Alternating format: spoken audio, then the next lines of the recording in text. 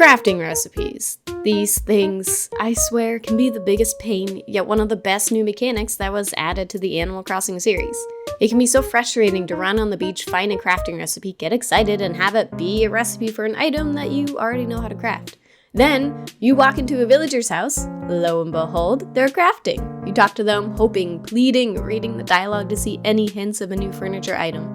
Then they kick you when you're down and offer you another crafting recipe that you've been offered 5 times this month. You're sitting down, upset about your constant disappointments, and are wondering, where the heck can I find more recipes? Well, I'm here to hopefully help. There are multiple ways to find crafting recipes every day in the game. Whether you'll get lucky finding something new or not is the question.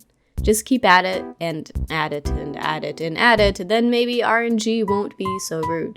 As of the posting of this video, there are 638 total recipes to learn.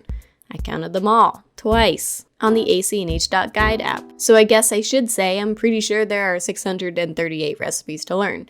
Unless you've been hardcore playing or working the trading system on Nookazon, there's probably a few that you're missing. First up, Nook's Cranny. This is only relevant if you're pretty new to the game. If you haven't, go check out the cabinet at Nook's. There are a few recipe packs there to get you started. Check back as you progress through the beginning of the game. Sometimes new packs will appear for you to purchase. There are 3 packs in total, and if you happen to throw out your tool recipes for whatever reason, you can repurchase those there. But, don't do that. You need those. The Nook Stop has exclusive recipes to purchase. This is where you can find every fence in the game. They change out daily, so make sure you're checking back frequently. There are other useful items like the ever sought after Robot Hero. You can unlock the non-fence recipes once you upgrade resident services. Beach bottles are one way to find recipes daily. There will be 1 message in a bottle on your shore every day. If you happen to miss one, you may find 2 bottles the next day. I find that picking up the first bottle in the morning will force the next bottle to appear in the afternoon. According to the wiki, the second one tends to appear when you reopen the game. Again, this only works if you leave a bottle one day, kind of like how fossils work. You'll end up with more than 4 to dig up if you happen to miss one or ignore it because you don't feel like taking the 2 seconds to open your tool wheel, pull out your shovel, and your pockets are full anyway, so why bother? Mystery Islands also have beach bottles. Probably not worth your 2,000 Nook miles to spend on a ticket that's going to get you a recipe you already have, but there's a 50% chance that the island you show up to will have a message in a bottle chilling on the beach. These are not limited to 1 per day like your island's beaches. You do have to rely on the famed and unloved RNG to allow the bottle to wash up on shore though. If you happen to be island hopping for resources or villager hunting, it doesn't hurt to take a quick stroll on the beach to see if a bottle has appeared. As you know, each villager has one of 8 different personalities in the game. I know, sometimes it doesn't seem like it. Each personality has a different group of DIY recipes tied to them that you can't get from other villagers of a different personality. Each of the 8 have anywhere from 33 to 35 recipes that are exclusive to them. When opening a message in a bottle, there's a 95% chance that the villager will give you a personality-specific DIY, and a 5% chance that you'll get a generic recipe. These tend to be items like flower wreaths or crowns. Your resident villagers can craft in their houses. This is my favorite way to get recipes every day because every few hours a different villager will be crafting something. Usually it's stuff I already have, but there's a chance. The hope. I live for the hope. The recipes these villagers give out follow the same personality rules as the messages in bottles. 95% of the time, a recipe from their personality group, 5% of the time, a recipe any villager can give you. Villagers will only craft if they are in their houses and awake, obviously. Keep checking your neighbors' houses throughout the day to see if the crafting itch has moved from one animal to another. Amiibo villagers can also give you recipes. When you invite a neighbor to your campsite by scanning an Amiibo, they'll ask you to craft them items once a day for 3 days. After the 3rd day, they'll just ask you if they can move in. Guess what? These recipes also follow the personality crafting groups. If they ask you to craft something that you don't already know the recipe for, they'll give you the DIY right then and there. You can only invite 1 Amiibo per day. You can, however, kick out a randomly spawned-in campsite villager with an Amiibo villager. You do not have to invite them to live on your island to get their recipes. You can use them, abuse them, throw them away. Seasonal items cannot be obtained through the normal ways of getting recipes. Most of these can be found through balloon presents that float through the sky. Shooting them down can result in a recipe appearing when opening a nicely wrapped present from the mysterious being that sends these to us.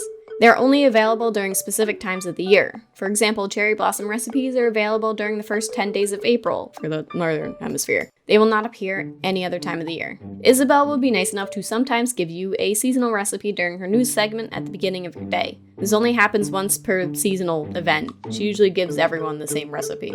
I believe you can still obtain these through the balloons as well. I've gotten a couple extras between Isabelle and shooting down presents. You can also get seasonal recipes from participating in holidays. Each major holiday has its own furniture series that can be collected as crafting recipes. At the end of the holiday, the special character will give you a final recipe. These are holiday-related items like the Toy Day furniture, Turkey Day series, and the various Halloween-y stuff. Celeste can give you awesome space recipes. She'll appear once per week on a day that you have a star event. Usually her recipes involve star fragments as a material to craft them, so make sure you stock up on those. She's the go-to owl for wands as well. Celeste doesn't give you doubles of recipes until you've received everything she has to offer. I think. I still haven't collected everything, but I haven't yet gotten a duplicate, so I like her. Pascal can be found in the water once a day. Once you dive and find a scallop, Pascal should show up and offer you recipes from the mermaid series and a few mermaid clothing options. Sometimes he'll be annoying and give you a pearl over and over and over again. These are required for crafting, so it's not the worst thing in the world, but when you're just missing one recipe, it's the most obnoxious thing. Give me the mermaid stuff, Pascal! I know you're holding out, just like how you held us all back from the beautiful mermaid fence. Golden tools can be learned once you've completed certain achievements. Each tool has its own final goal. The golden fishing rod and net are learned once the player has caught every variety of fish and bug, axe from breaking 100 axes, watering can from getting a 5-star island, slingshot from shooting down 300 balloons, the only thing Bunny Day was good for, and shovel from helping Gulliver 30 times. The ladder and pole do not have golden varieties though. A golden ladder would be heaven. Imagine running around your island and whipping that baby out. You'd never need another ramp ever again, just flex that shine. You'll occasionally get random recipes from playing the game. Things like fishing up trash will get you trash furniture recipes, the King Tut mask is learned when you find a gold nugget from a rock, and fish bait when you dig up a manila clam. I like these. They're a surprise and useful. I actually use the trash bags frequently, and the King Tut mask is just a hoot. Friends are a wonderful place to find crafting recipes. Once you start collecting a bunch, you'll get so many duplicates. I usually go around a couple weeks to a month without finding a new recipe. It's such a joy when you do actually find one, like a relief from a bad headache. If you have a friend or two that plays New Horizons and have online, maybe consider sending them the recipe rather than just selling it to Timmy or Tommy. That useless orange card you have might be one of the recipes they're missing. Or just check Nookazon. Someone's always willing to trade on Nookazon. There are a ton of recipes to learn in New Horizons, though I could always go for more. Pocket Camp has a ton of new crafting recipes added every update. We've gotten a few extras thanks to holidays and seasons, but now that we've been through an entire year, it's up in the air whether or not we'll get new items to craft. I don't think anyone will be upset if we get more pretty furniture. What's your favorite item to craft? Any hopes for future recipes? Let me know in the comments below, and I'll see you next time. Bye!